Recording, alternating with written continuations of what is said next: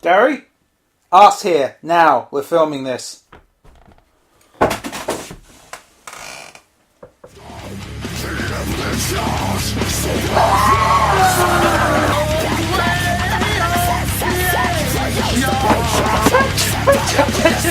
Booze! I want booze! I want booze!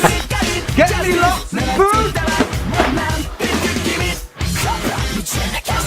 No, I don't feel any better.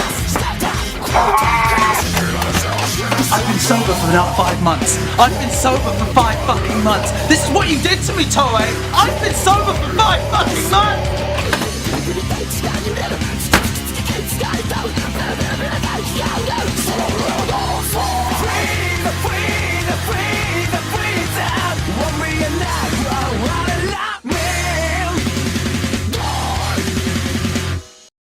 When we heard it, we didn't believe it. When we saw it, we still didn't believe it. We said that they shouldn't. We hoped that they wouldn't. But they did. And now, let us talk about the fallout of episode 92 of Dragon Ball Super and what it means for the franchise as a whole. So spoilers ahead, guys. I'm going to be talking about this episode more or less just the last 3 minutes. Because, believe it or not, that is the only part that will really stick with you. Throughout the whole 23 minutes of that episode, you will only remember those last few seconds and how much it enrages you. So yeah, Frieza's back. Who called that? This guy. From the very first inception of the series, I said that this wasn't going to be the last we saw of him after the abysmal adaptation of Resurrection F. Frieza is money, people.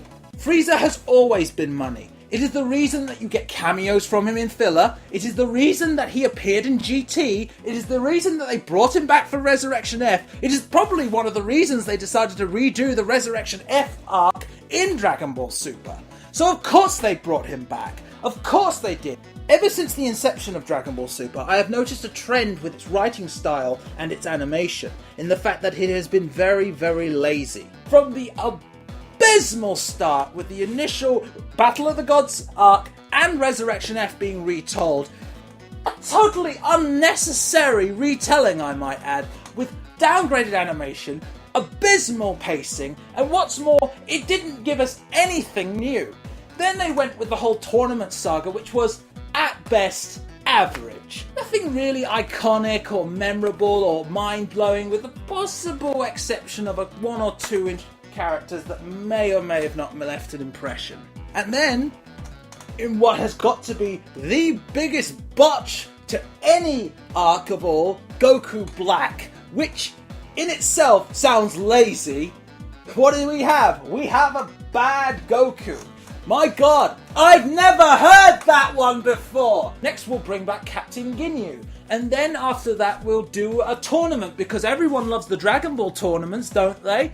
And then what we'll do is, after that, why don't we make Goku evil? And then we'll bring back Future Trunks. Everyone likes Future Trunks. And now, what are we going to do next? Oh, I have no idea. Let's hold another tournament, because, yeah, they love tournaments, don't they? Dragon Ball tournaments. Well, what are we going to do about that? Oh, I'll tell you what, we need to bring someone in. I'll tell you what, why don't we bring back Frieza in a bid to somehow push up, I'm guessing, perhaps viewing counts or merchandising rights, or toys, or t-shirts, or some fucking Frieza plushie. I don't know what they're doing, guys. They don't know what they're doing. Doesn't matter that Frieza would never, in his absolute mind, ever even consider talking to Goku. I won't rest until both those Super Simians are vanquished. They'll pay for what they did to me, and they'll pay in blood! Let alone even entertaining the notion that he would ever try to help him. It's the fact that we don't believe for 1 second that it is within Frieza's character to ever help out. He would rather not exist. The main problem I have with the announcement of Frieza's return is not just the fact that it is bringing back an iconic villain who hasn't been gone that long. We have seen him in the Resurrection F movie and the retelling of Resurrection F in Dragon Ball Super. And it has exposed Toei as the creatively bankrupt, money-grabbing company that it is. It is not interested in telling new stories. It is not interested in creating new, iconic characters. It is not interested in taking you on an epic journey that you will remember for all time, but is more interested in milking the old franchise, rehashing old plots, and bringing back old favourites in an attempt to squeeze whatever pennies it possibly can out of its fan base until either Akira Toriyama or one of the voice actors dies.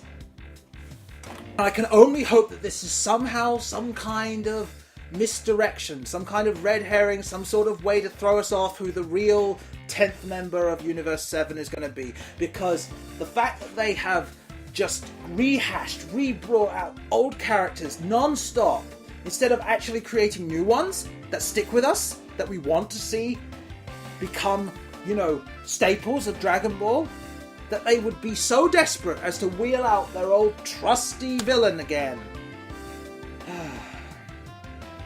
Goku has been chosen to represent the 2020 Olympics because he represents a drive for success, to better oneself, and to succeed, to win. He is an icon in Japanese culture. So much so that they chose him to be the representative for their 2020 Olympics. That is the legacy that he represents. And when you do shit like this, when you rehash old characters, you put so little effort into trying to tell an interesting story, instead banking on nostalgia and merchandising and all the crap that the kids will say, "Oh look, it's Freeza!" You insult that legacy. You insult it with the crappy animation. You insult it because you don't put enough time into it. You insult it because it is an icon of Japanese culture now. And the fact you don't put that much time is sickening to me. It's sad. I'm quite sad. I'm beyond angry. I'm actually sad. I'm sad now. I feel quite melancholy. The Dragon Ball writers, if this is the case, they have no interest in telling new stories. They have no interest in original ideas. It's just vapid at this point. It's vapid and it's sad. It's truly sad.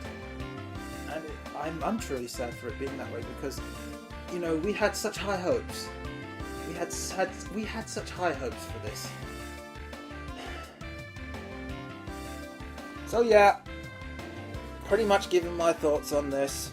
What are your thoughts on Freeza coming back? Do you like this idea? Do you think it's dumb? Do you think it's good? Do you think it has potential?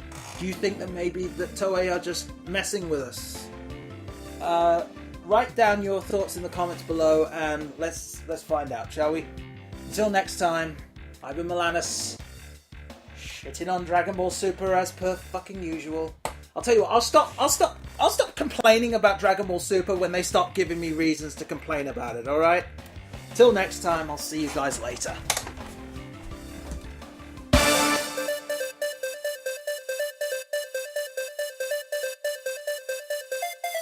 How you feeling then? How am I feeling? How do you think I'm feeling? How do you think I'm fucking feeling about it? I'm probably feeling exactly the same way every other fucking person on the internet right now.